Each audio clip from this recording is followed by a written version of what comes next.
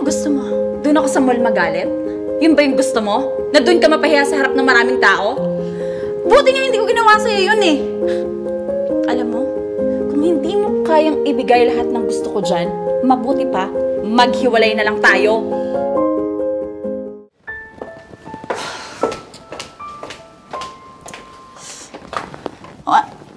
Andito na ako. Pwede ka na umuwi. Babe, galit ka pa rin ba hanggang ngayon? Alam mo, I really feel bad kasi hindi mo binili yung bag na na-request ko sa'yo. Yun na nga lang hinihiling ko sa'yo eh. Di mo pa kayang ibigay? Anong klaseng boyfriend ka dyan? Babe, na-explain ko naman na sa'yo kanina, di ba? Wala pa akong sahod. Kaya akala ko nagkaintindihan na tayo kanina.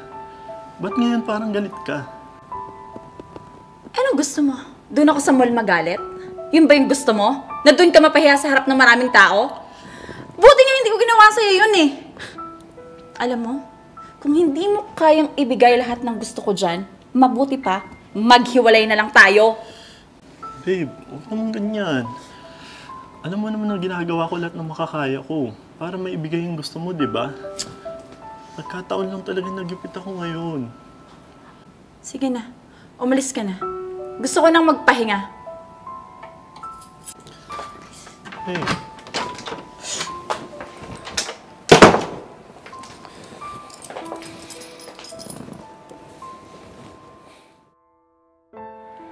Oh, best friend. Wrong timing ata ang punta ko dito. Kasi mukhang wala ka sa mood. Teka, hulaan ko. Nag-away na naman kayo ni May, no? Ewan ko ba doon? Hindi ko lang nabigay yung gusto niya. Nagalit na. At ayaw niya akong makausap at makita. Ang labo, di ba? Alam mo, best friend, kung ako sa'yo, iwan mo na yung maluhong babae na yun. Noon pa kita pinagsasabihan, di ba? Pakiramdam ko talaga, ginagatasan ka lang ng May na yun. Kasi, kung totoong mahal ka niya, dapat tanggap niya kung anong meron at kaya mong ibigay sa kanya. Kaso mahal ko siya eh. Alam mo yan, best friend. Naku, buksan mo ang mga mata mo. For sure, meron dyan sa tabi-tabi na totoong nagmamahal sa'yo. Yung tanggap ka na kahit wala kang ibigay, na kahit ano sa kanya. Kasi, ang gusto niya lang, yung mahalin mo din siya. Hugot ba yan, best friend? Mamuhugot ka na ngayon ah. Alam mo, kakapanood mo ng K-drama yan. Hindi ako nagbibiro, no? Nagsasabi ako ng totoo. Ikaw kasi, masyadong manhid. At wala ka na ibang nakikita, kundi yung May na yon. Diyan ka na nga. Teka lang.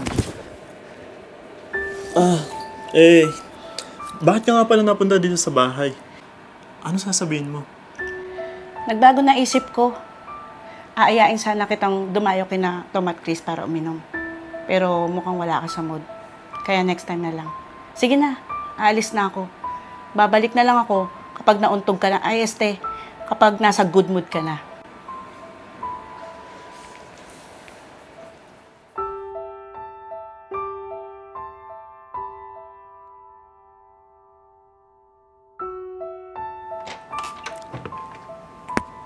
Ano ba, JL? Tigilan mo na nga ako. Nakakahiya sa mga kapitbahay, oh. May, mag-usap naman tayo. Huwag mo naman ako ipagtabuyan, please.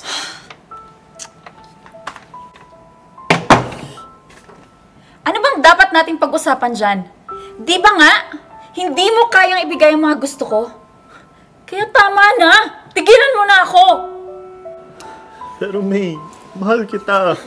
Basta mo na lang ba itatapon yung 3 taon pinagsamahan natin? Ganun na lang ba basta yun?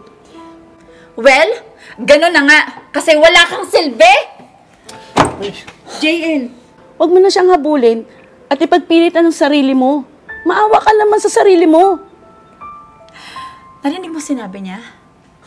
Buti pa siya nakakaintindi. Ikaw, ang kitid ng utak mo. Diyan na nga kayo.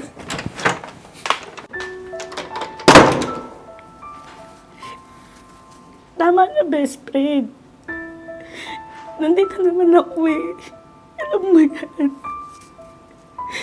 Kahit manit ka, kahit hindi mo nakita bilang isang babae, kung alam mo na nararamdaman ng puso ko, imulat mo ang mga mata mo.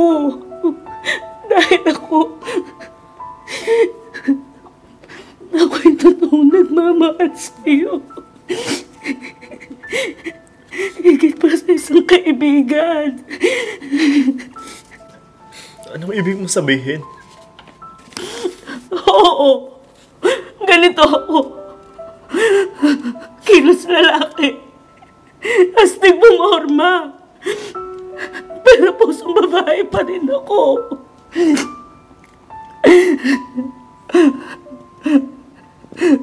Noon pa man, gusto na kita. Higit pa sa isang kaibigan. Pinagtitripan mo ba ako, Cheo? Di magandang biro yan, ah. Alam mo na nga nangyayari sa amin ni May, di ba? Tapos ngayon dadagdag ka pa?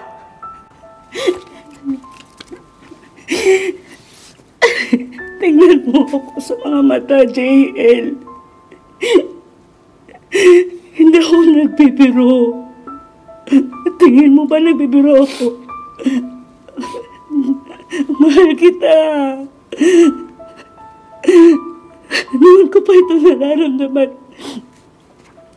At ayoko na sabihin sa'yo. Dahil kapag nalaman mo, baka layuan mo ako.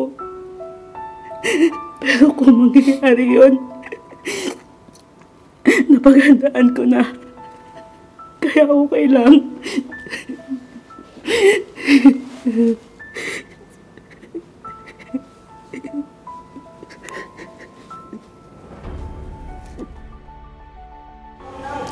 Ano, best friend?